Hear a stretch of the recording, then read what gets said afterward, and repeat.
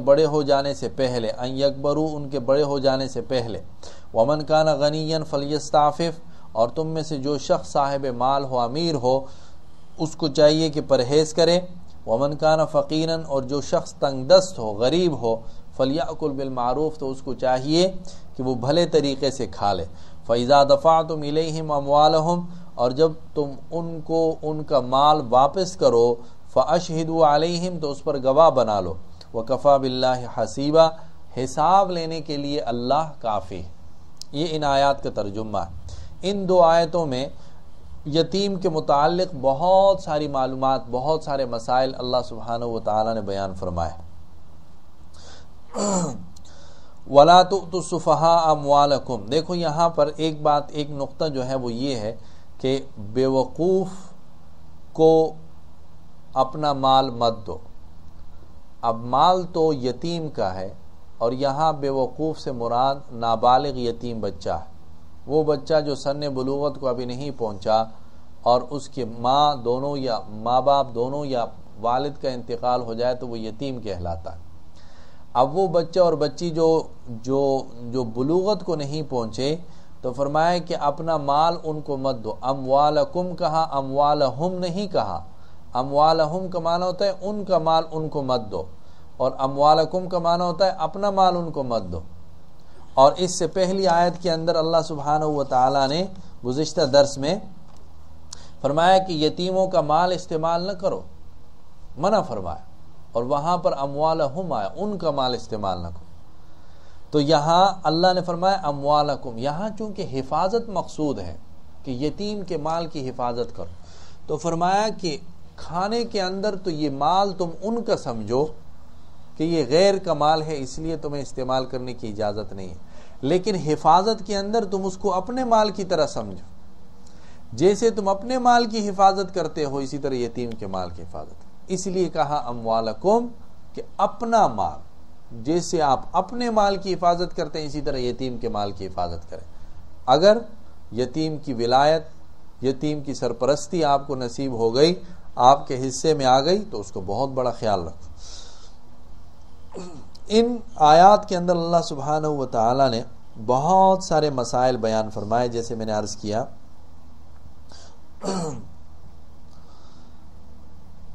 وَلَا تُؤْتُوا السُّفَهَاءَ أَمْوَالَكُمُ الَّتِي جَعَلَ اللَّهُ لَكُمْ قِيَامًا، فرمایا کہ جن کو اللہ نے تمہارے لیے زندگی گزارنے کا ذریعہ بنایا ہے، ان مالوں کو آپ ان بیوقوف بچوں کو جو نابالغ ہیں، جو ابھی بلوغت کو نہیں پہنچے، ان کے حوالے مت کرو۔ یہاں اللہ سبحانہ و تعالی نے مال کی صفت میں فرمایا جعل اللہ لکم قیاما، جس کو اللہ نے تمہاری زندگی گزارنے کا ذریعہ بنایا، جس کی وجہ سے انسان اپنے پاؤں پر صحیح طریقے سے کھڑا ہو سکتا ہے۔ حضرت مغیرہ ابن شعبہ رضی اللہ تعالیٰ عنہ ایک جلیل القدر صحابی ہیں، وہ روایت کرتے ہیں رسول اللہ صلی اللہ علیہ وسلم نے ارشاد فرمایا کہ یقیناً اللہ نے تمہارے اوپر حرام فرمایا ہے ماؤں کو تکلیف دینا، بیٹیوں کو زندہ دفن کرنا، جیسے اہل عرب میں اسلام سے پہلے ان کا دستور تھا، اور جس کا حق چاہیے اس کا حق روک دینا، اور جس پر اپنا حق نہ ہو اس سے مانگنا، اور اللہ نے اس کو پسند نہیں فرمایا کہ قیل و قال کیا جائے اور زیادہ سوال کیے جائیں اور مال ضائع کیا جائے۔ مال کو ضائع کرنے سے اللہ نے منع فرمایا، حرام قرار دیا۔ کیوں؟ اس لیے کہ یہ ہماری زندگی گزارنے کا سامان ہے، اسباب ہے، اور اللہ سبحانہ و تعالی نے عطا کیا ہے تو اس کا احترام ہمارے اوپر ضروری ہے، اس کی قدر یہ ہمارے اوپر ضروری ہے، اس کو صحیح طریقے سے استعمال کرنا یہ ہمارے اوپر ضروری ہے۔ تو اللہ سبحانہ و تعالی نے فرمایا وَارْزُقُوهُمْ فِيهَا وَاكْسُوهُمْ وَقُولُوا لَهُمْ قَوْلًا مَعْرُوفًا،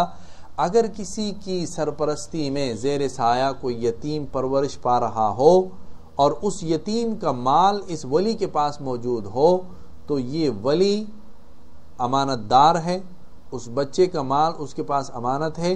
یہ مال وہ اس کے اوپر یوز کر سکتا ہے، اس میں سے ان کو کھلا سکتا ہے، ان کو پلا سکتا ہے، ان کو کپڑے بنوا کر پہنا سکتا ہے۔ اور فرمایا وَقُولُوا لَهُمْ قَوْلًا مَعْرُوفًا، جب کبھی یتیم کے ساتھ گفتگو کرو تو انتہائی ادب کے ساتھ، ادب کا مطلب اچھے بھلے طریقے سے اس سے گفتگو کرو، اس کو ڈانٹ ڈپٹ کر زجر و توبیخ کرنا